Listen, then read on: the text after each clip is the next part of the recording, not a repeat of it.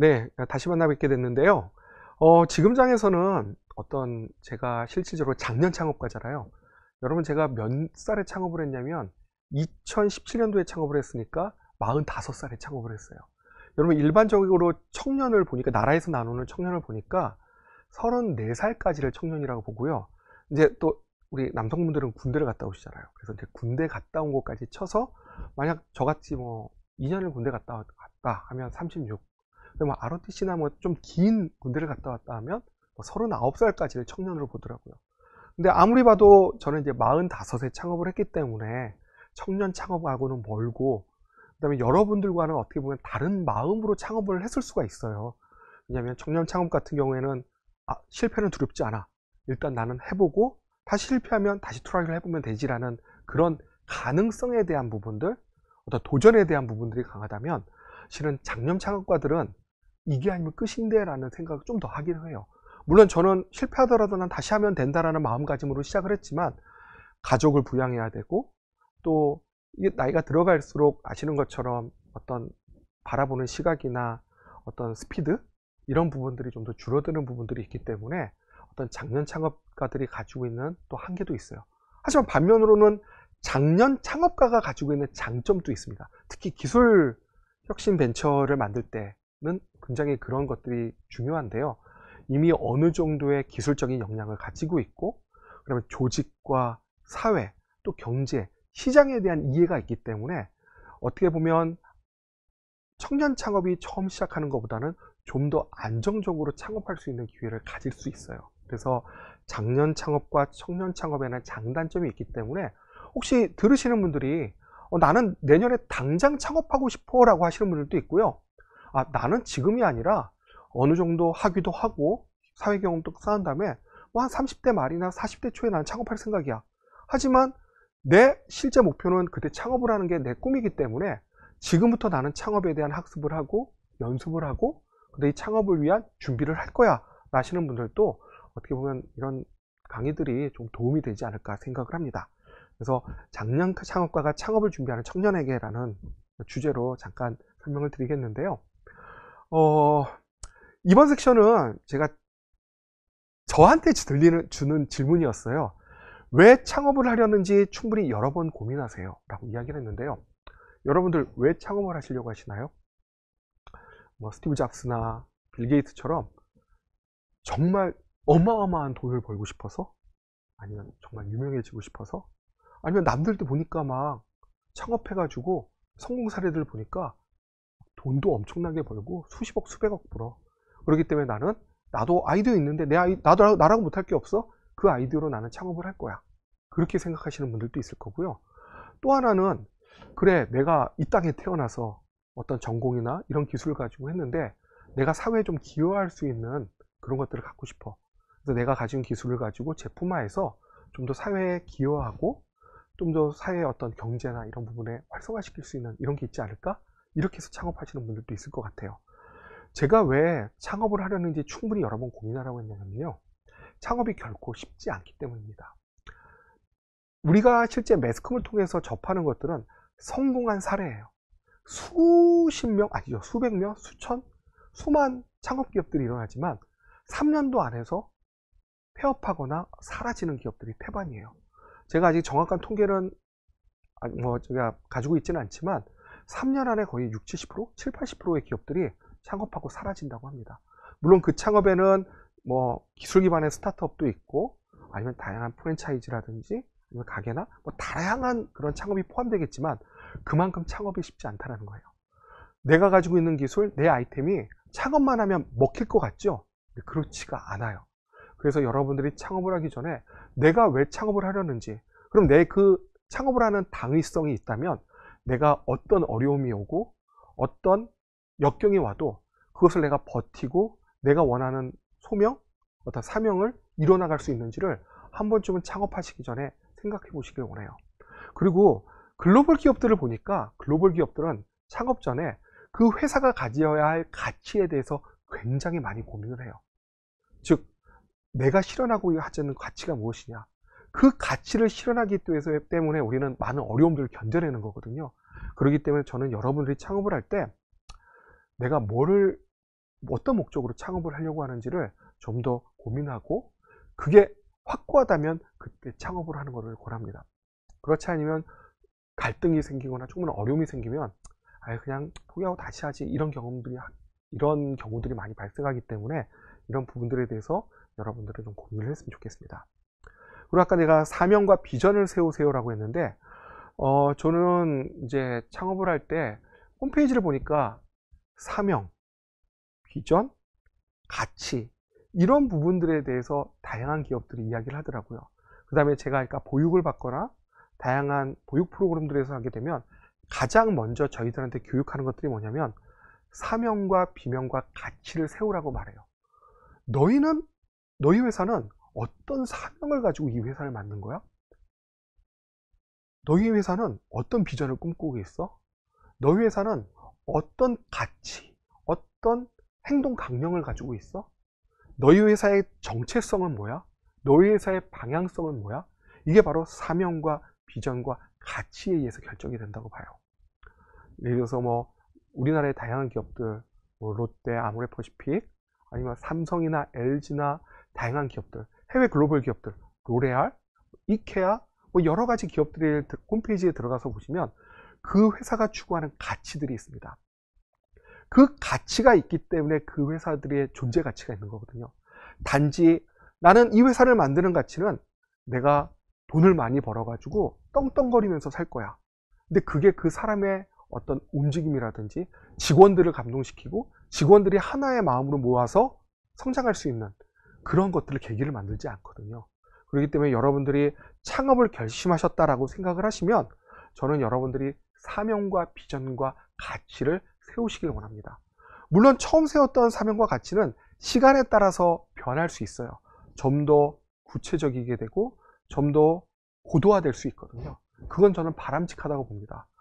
나는 소재 회사를 만들어서 이 소재를 가지고 지속 가능한 미래를 만들래라는 추상적인 거에서 나는 보다 안전하고 어린아이들이 먹어도 안전하고 문제없는, 그러면서 세상 사람들이 널리 사용하고 자연에 다시 돌아갈 수 있는 그런 친환경 소재를 만들어서 정말 지속 가능한 지구 환경을 만들고 싶어. 이런 다양한 좀 더 구체적으로 나가게 되더라고요. 그래서 여러분들이 사명과 비전을 세우고 계속해서 그걸 곱씹으면서 어떤 마음속에 그런 가치에 대한 고민들을 좀 했으면 좋겠습니다. 그 다음에 시뮬레이션 필요해요. 이건 정말 저한테 하는 말이었어요. 제가 아무리 보육을 받아도 저는 예비 창업 단계에서는 보육을 못 받았어요. 언제 받았냐면 예비 창업 단계에서는 그냥 인터넷으로 검색해서 그냥 법인 이렇게 만들면 되겠네, 이거 투자 이렇게 받으면 되겠네, 이렇게 해서 회사 만들어 가지고 하면 되겠네 라고 생각하고 만들었는데 당장 만들자마자 문제가 생기게 됐어요. 물론 여러분들이 동업자들이 있고 같이 함께 일하는 사람들이 있으면 그 사람들이 십시일반을 모아서 자본금을 만들어 법인을 만들기도 해요. 근데 거기서 되게 주의할 게 있는 게 뭐냐면 이게 투자를 받다 말아, 여러분 지분에 대한 걸 알고 계시죠?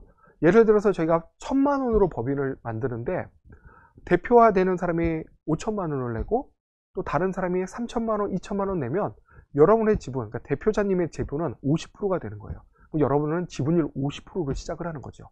근데 저는 그 당시 창업할 때는 그 지분율이라는 게 크게 중요하지 않다고 생각했어요. 왜냐하면 어차피 나는 성공적으로 만들 거고 제품을 개발해서 매출을 통해서 매출 성장을 이뤄낼 거고, 그럼 투자를 받아도 내가 경영을 잘하게 되면 그런 지분에 대한 문제는 없을 거다라고 생각했어요.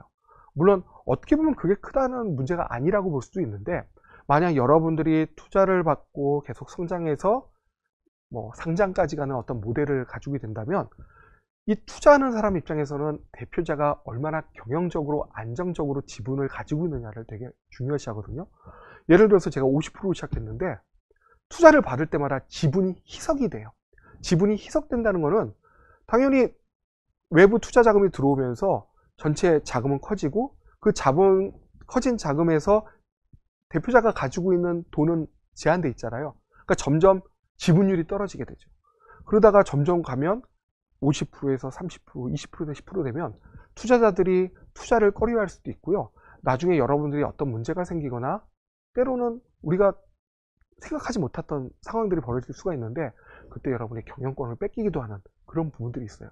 그래서 여러분들이 제가 시뮬레이션 하라는 건 뭐냐면 창업할 때 내가 어느 정도 자본으로, 어느 정도 지분으로 시작을 하고, 내가 뭐 엔젤 투자, 시드, 시리즈 A, B, C를 가면서 어느 정도 투자를 받아가지고 하게 되면 내가 상장할 때라든지 어느 시점에서의 내 지분율이 이 정도 되고, 그 다음에 내가 이 지분율이면 어느 정도 더 투자를 받아서 이 회사를 더 키울 수 있겠다라는 하나의 어떤 전략을, 마스터 플랜을 짜는 것을 여러분들에게 권해드립니다.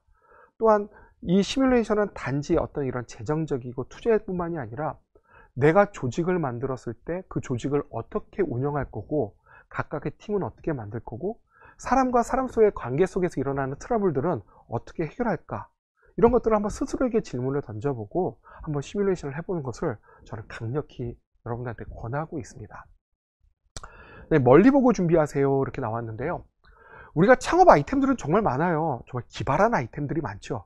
근데 여러분, 그 아이템 가지고 1, 2년 사업할 게 아니잖아요. 여러분이 사업할 이유는 결국 이 아이템을 통해서 점점 발전시켜서 지속 가능한 기업을 만드는 게 우리의 꿈이잖아요. 근데 저도 이제 다양한 경진대회라든지 IR 자료 보면 당장 그 아이디어가 굉장히 좋아요. 그런데 굉장히 한시적인 아이디어가 있어요. 근데 저게 창업하는 사람들이나 개발하는 사람들은 자기가 만든 아이템에 굉장히 자부심이 있거든요. 그리고 이걸 하게 되면 내가 어마어마한 돈을 벌 수도 있고 어마어마하게 성장하고 세계 모든 사람들이 사용할 거야 라고 생각하는 그런 생각들을 간혹 하게 돼요. 근데 그렇지가 않거든요. 그래서 여러분들이 보면 그 제품의 주기가 있어요. 수명이 있어요. 어떤 기술이나 제품의 수명은 5년짜리 수명이 있을 수도 있고요, 10년짜리 수명이 있을 수 있고요, 2년짜리 수명이 있을 수도 있어요. 그러면 2년짜리 아이템 같은 경우에는 2년 뒤에는 이거 말고 또 다른 아이템이 있어야 되잖아요. 아니면 이 아이템을 좀 더 확장시켜서 전개한다든지. 그래서 여러분들이 좀 더 멀리 보고 준비해야 돼요. 바로 한번 준비하는 게 아니라 1년 후, 3년 후, 5년 후, 10년 후. 물론 창업하는 이 시점에서 이 아이템을 가지고 시작하는데 내가 어떻게 나중에 어떻게 될지 알고 그걸 어떻게 하냐, 물론 우리는 항상 추정하는 거잖아요.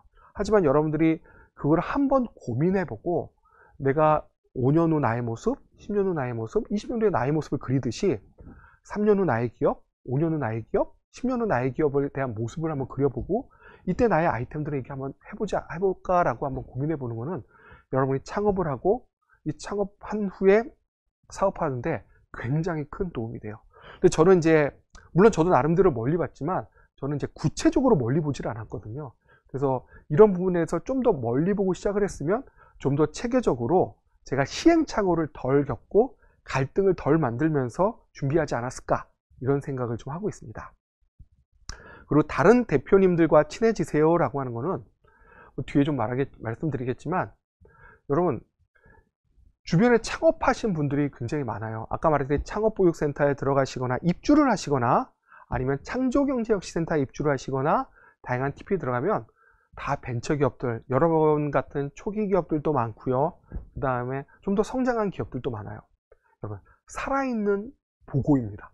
그래서 여러분들이 가지고 있는 어려움이라든지 여러분들이 꿈꾸고 있는 꿈, 비전이라든지 또 아이템에 대한 협업 같은 것도 주변에 있는 대표님들과 이야기하면서 아이디어도 얻고 또 위로도 되고 함께 좀 으쌰으쌰하면서 성장할 수 있는 기회를 얻을 수가 있어요.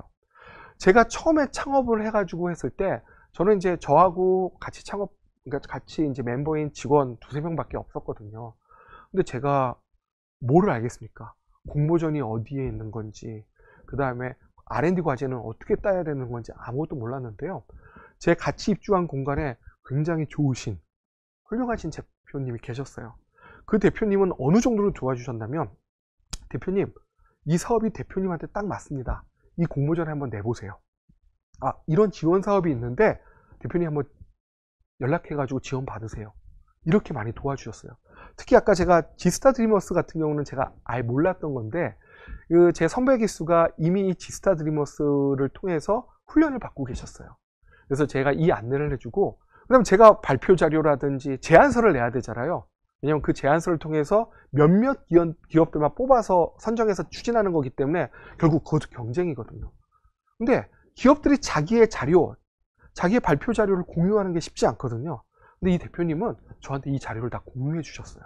그것도 PDF 파일도 아니고 PPT 파일로 주시면서 저희는 이렇게 준비를 했고 이렇게 만들어서 했으니까 대표님 이 자료를 활용하셔가지고 진행하시면 됩니다.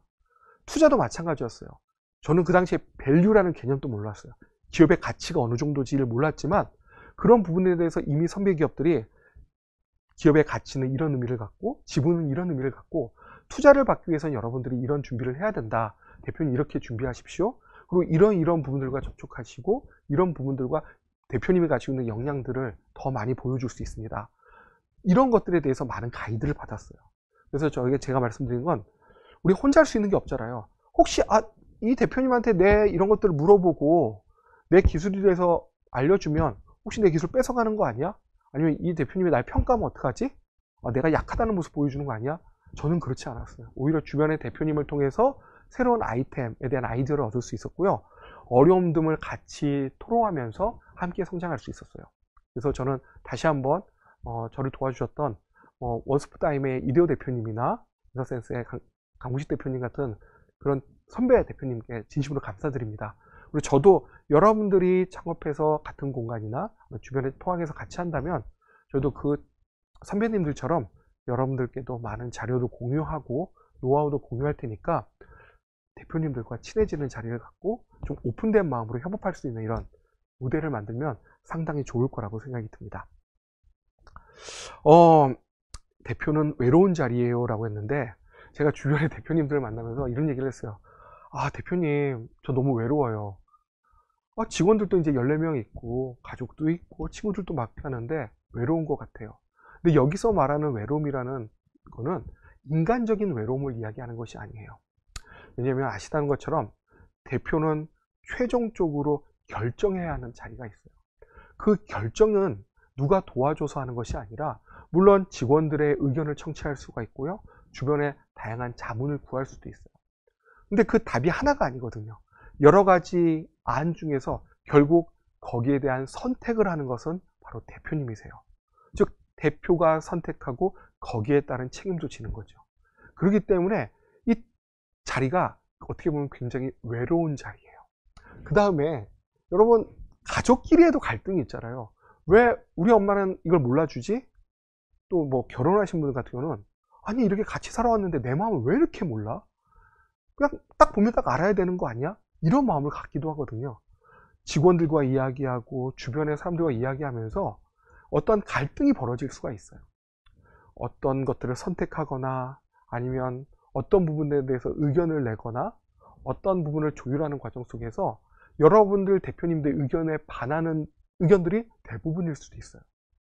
그리고 그렇지 않은 경우도 있고 그런 부분들에 대해서 간혹 외로움을 느낄 수가 있어요. 하지만 이 외로움이 저는 꼭 나쁘다고 생각은 하지 않아요. 결국 이런 과정 속에서 여러분들이 좀 더 경영자로서의 역량이 강화되고 그런 면에서 판단에 대한 문제들 그리고 이제 여러분들이 사업화에 대한 다양한 노하우와 능력들을 좀 함양할 수 있다고 봅니다. 그래서 이런 대표는 외로운 자리이기 때문에 여러분들이 좀 관리를 하셔야 돼요. 운동을 해서 체력적으로 하거나 또 다양한 책을 읽고 사람들을 만나면서 심적으로도 좀 더 좀 건강하게 만드는 것들이 필요하더라고요. 잘못하다 보면 여러분 사업하다 보세요. 아이디어 내가지고 했는데 직원들이 다 반대해요.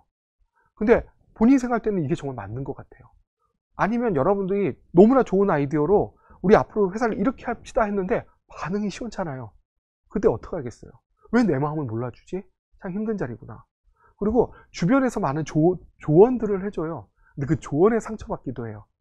그렇기 때문에 그런 부분들에 대해서 어떻게 보면 감정적으로 받아들이는 것이 아니라 이제 논리적으로 또 그 객관적으로 바라보는 연습이 필요한데요. 이제 그런 부분들을 여러분이 이미 인지하셔야 돼요. 대표는 외로운 자리고 이 외로운 자리라는 게 어떻게 보면 당연하다는 것을 아시고 사업을 하시면 좀 더 도움이 될 것 같습니다. 대표가 정답은 아니에요. 저는 이게 굉장히 중요하다고 봐요. 저도 이제 창업을 하기 전에 다양한 기관, 기업에 있었어요. 여러분 이제 제가 있었던 문화에 어떤 조직이 있었냐면 같이 어떤 아이디어를 내요. 근데 대표가 모든 거에 대한 전문가가 아니거든요. 대표이기 때문에 디자인에서도 전문가고 기술에 대해서도 전문가고 마케팅에 대해서도 전문가고 여러 가지 법에 대해서 전문가다? 절대 아니에요. 박사라는 것은 어떻게 보시면 박사는 그 분야의 전문성을 가지고 있는 게 박사지 다른 부분에 대해서는 정말 초보자일 수 있잖아요. 근데 대표님들이 가끔 착각을 하세요. 어떤 거냐면, 그러니까 리더들이 착각하는 건데, 내가 리더들이고 너희들은 따라와야 되고 나는 너희들한테 방법을 제시하는 거기 때문에, 제시하는 위치에 있는 거기 때문에 내가 너희들보다 많이 알아, 내가 결정하는 게 실제 정답이야 라고 그런 오류에 빠지는 경우도 있어요. 저도 그런 오류에 많이 빠져요. 그렇게 되면 어떻게 되냐면, 대표의 역량에 따라서 그 회사의 역량이 제한돼 버리는 경우가 있어요. 디자인은 디자이너가 가장 많이 알잖아요. 기술은 그 기술의 전문가가 가장 많이 알잖아요. 어떤 부분에 대한 부분들은 정말 실무자들이 더 많이 알고 더 많은 아이디어를 가질 수가 있거든요. 그러면 그 사람들이 정답일 수 있다는 거예요. 내가 대표이기 때문에, 내가 이 사람들의 위에 있기 때문에 내가 정답이고 너희들은 틀렸어. 에이, 너희들의 아이디어는 수준이 낮아. 절대 아니라는 거죠. 그래서 여러분들이 항상 사업을 할 때 생각하셔야 될 게, 정답은 하나가 아니라 대표가 내는 것이 진짜 정답이 아닐 수도 있다는 걸 생각을 하셔야 돼요. 그럼 여러분들은 어떤 역할을 해야 되냐? 수많은 의견, 어떻게 보면 정답의 다양한 정답 중에서 가장 회사에 적합하고 회사 성장에 맞는 정답을 선별할 수 있는 그런 식견을 가지는 연습을 해야 돼요. 그러기 위해서 더 많이 공부하셔야 되고, 더 직원들의 말을 더 많이 청취하셔야 되고, 또 그 청취한 결과에 대해서 여러분들이 딱 결정할 수 있는 그런 단호함도 필요하다고 봐요. 그래서 여러분들이 명심해야 될 것 중 하나가, 대표가 정답은 아니기 때문에 여러분들이 결국 팀을 꾸렸을 때 그 조직 안에서의 성공적인 조직 운영, 또 회사가 성공적으로 가는 부분들에 대해서 이런 부분들을 아시고 시작을 하시면 좀 더, 아까 외롭다고 했는데 좀 덜 외롭게 사업을 하실 거라고 보고 있습니다. 선택이 점점 어려워져요. 제가 4년차, 1년, 2년, 3년, 4년차, 올해 가장 많이 느끼는 건데요. 예전에 직원일 때는 이 선택이 어렵지 않았어요. 뭐냐면 오히려 그 윗사람 상사한테 자신 있게 말했어요. 아, 이거 이렇게 하십시오. 이렇게 하시면 됩니다. 저는 이게 맞다고 봅니다. 라고 자신 있게 말했어요. 근데 지금 제가 이 자리에 와서 생각해 보니까 왜 그런가 했더니, 책임을 그 당시엔 책임을 지지 않았기 때문에요. 회의에서 아이디어는 막 낼 수가 있죠. 이런저런 아이디어 떠오르는 대로 하기도 하고 준비한 자료로 설명하기도 해요. 자신 있게 말할 수 있어요. 왜냐하면 거기에 대한 책임은 내가 지지 않았기 때문이라고 저는 지금 보니까 생각이 들어요. 근데 대표가 되고 나니까 선택 하나하나가 너무 어려운 거예요. 왜냐하면 그 선택에 따라서 책임뿐만이 아니라 회사가 성장하는 속도와 방향성이 달라질 수 있기 때문이에요. 아까 저희 제품군을 얘기할 때 뭐 증점제도 있었고 의료용도 있었고 포장재도 있었어요. 다 충분한 시장을 가지고 있어요. 저희는 각각의 기술을 가지고 있어요. 근데 그 사업화 시점은 각 제품들이 다르거든요. 그러면 우리 제한된 인력을 어느 아이템에 집중해서 빨리 사업화할까? 이런 선택들도 굉장히 중요한 선택이잖아요.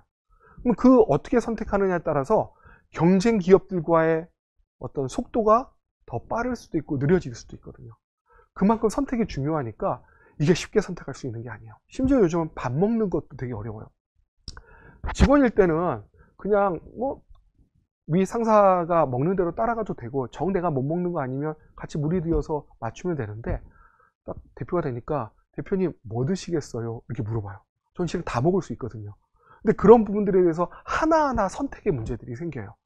근데 이 선택이 굉장히 작은 거에서부터 큰 것까지 다 오더라고요.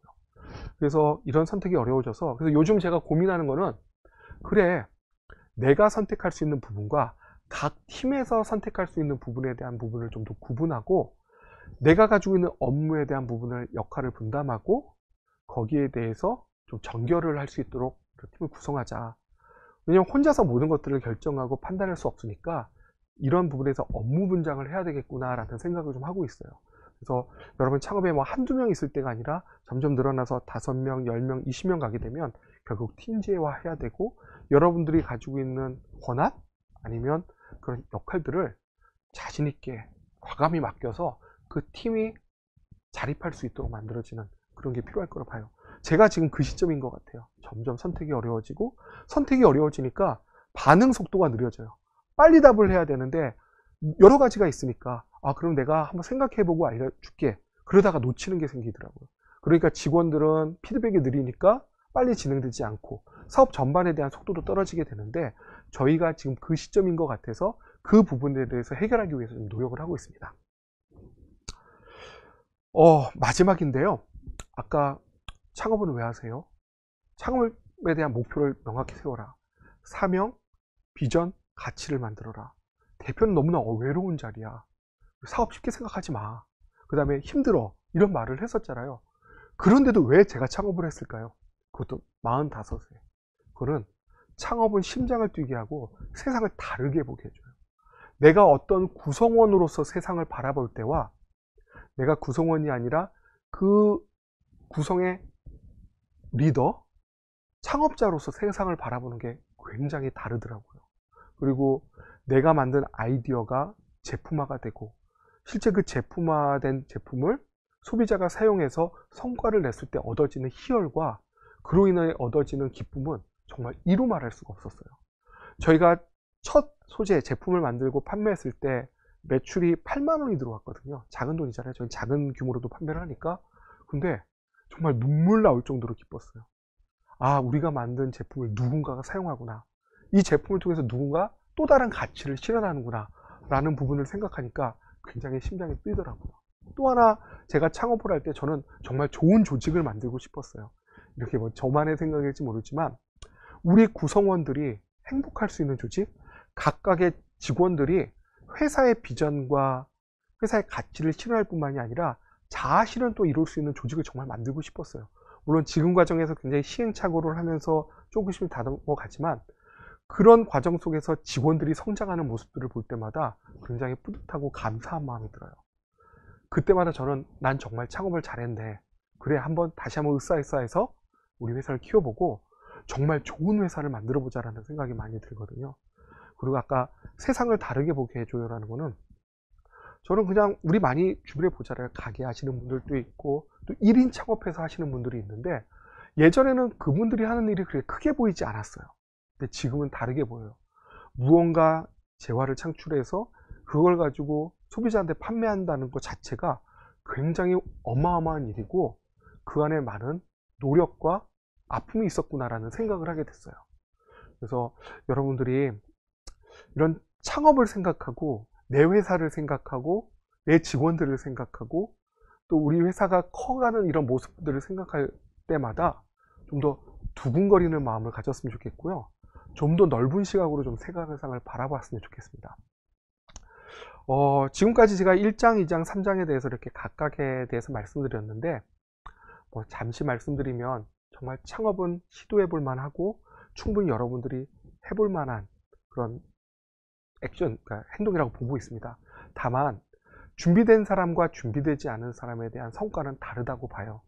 또 여러분들이 쫓기지 마시고 충분히 창업에 대해서 고민해 보시고 내가 창업하겠다라고 마음을 먹으셨으면 다양한 시뮬레이션 그리고 1년, 3년, 5년, 10년도의 모습을 한번 그려보시고 그리고 이걸 실현하기 위한 그 전략에 따라서 팀 그리고 여러 가지 주변의 지원 사업들 그 다음에 자금을 어떻게 확보할 것인지란 그런 너무나 전반적인 것들에 대해서 그래도 한 번쯤 생각해 보시고 창업을 한다면 실패 확률은 좀 더 줄어들고 여러분들이 원하는 여러분들이 만들고 있는 어떤 가치 있는 기업을 만드는데 좀 더 빠르게 다가설 수 있을 거라고 생각합니다.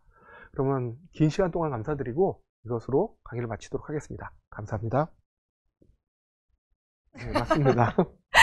네, 말씀하신 대로 이 모델 기업을 보고 연차마다 성장 전략을 세우고 싶은데 모델 기업은 어떤 기준으로 선정해야 할까요? 야, 이분은 질문이 굉장히 수준이 있으세요. 예. 굉장히 전문적이신 거예요. 왜냐하면 저도 나중에 배웠어요. 창업할 때는 전혀 몰랐다가 언제 알았냐면 퍼라고 해가지고요. 그 기업에 투자를 유치하게 되면 우리 기업과 유사한 기업이 어느 정도 가치를 가지고 있고 어떤 성장 전략에 따라서 커가고 있다는 걸 비교를 해요. 그래서 가장 좋은 거는 만약 여러분의 아이템이 의료기기 쪽이면 유사한 아이템을 가지고 성장하고 있는 기업을 롤모델로 삼는 게 좋고요.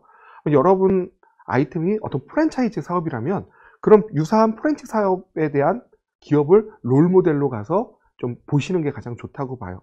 너무 색깔이 다르면 성장 전략이라든지 또 규모라든지 또 방향성이 다르기 때문에 비교하기 어려운데, 잘 찾아보시면 굉장히 유사한 기업, 유사하다는 건 아이템이 똑같다라는 것이 아니라 방향성과 성격이 유사한 기업들을 찾게 되시면 훨씬 좀 더 쉽게 그런 전략을 세우고, 이 회사가 3년 후에 이렇게 컸고 5년 뒤에 상장을 했네, 그럼 나도 이런 전략에 따라서 또 뭐 약점은 보완하고 강점은 좀 더 강화시키면서 이런 모델을 찾아야 되겠다, 뭐 이렇게 성장 모델을 짜시면 좋을 것 같습니다.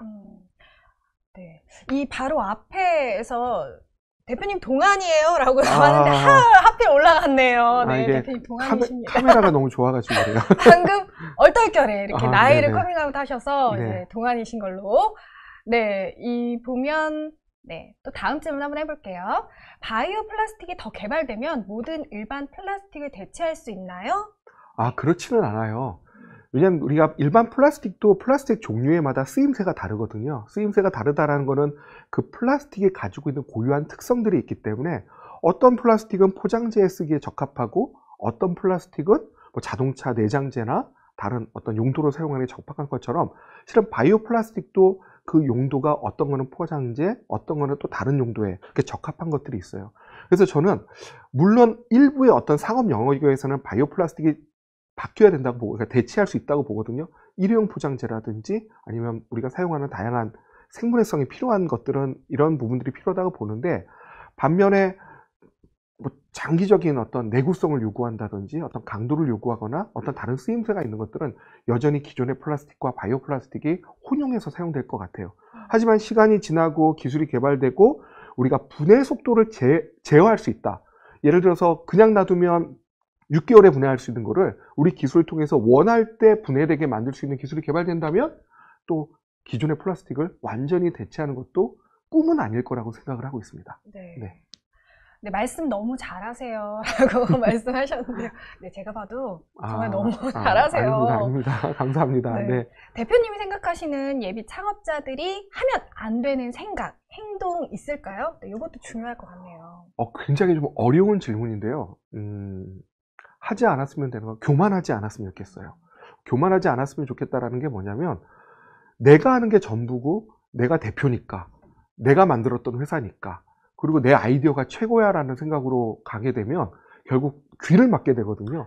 결국 창업이라는 거는 나 혼자만 하는 게 아니라 주변의 이야기도 들어야 되고, 그 다음에 계속 배워가면서 성장을 해야 되는데, 많은 사람들이 내가 대표인데라는 그거에 많이 빠져서 귀를 막게 되는 경우가 많아요. 그래서 저는 그 생각을 좀 열고 오픈된 마인드로 사람들의 의견을 청취하고, 물론 최종적인 결정은 대표가 해야 되겠지만 그럼에도 불구하고 많은 것들을 경청하는 자세가 필요하고요. 그 다음에 실은 예비 창업이나 창업가나 뭐 10년 기업이나 다를 바가 없다고 생각해요. 항상 겸손한 마음으로 감사한 마음을 가지면서 좀 생활하게 되면 자연적으로 사람들이 모이게 되고, 그러면서 기업은 자연적으로 성장하는 그런 모양을 가지게 되지 않을까? 저는 그렇게 생각을 하고 있습니다. 네, 네네. 정말 겸손이 되게 중요한 것 같아요. 네, 맞습니다. 네, 동종업계에서 AM폴리만의 차별성 궁금합니다. 아까 제가 강의에서 말씀드렸던 것처럼 실은 유사한 기술들, 그 다음에 유사한 제품군들은 항상 나오기 시작해요. 그러면 결국은 나한테 충성된 고객을 만드는 게 중요하거든요. 그래서 저희의 가장 큰 차별점은 안전함이에요. 단지 기계적 강도가 강하고 가볍고 생물에 단단한 뿐만이 아니라 먹어도 안전하고 아이들이 사용해도 안전하고 인체 내에 들어갔어도 독성이 없으면서 역할을 담당할 수 있는, 그래서 저희가 가장 자신 있게 말할 수 있는 기술은 정말 안전하게 사용할 수 있는 소재다, 이렇게 말씀드릴 수가 있습니다. 네.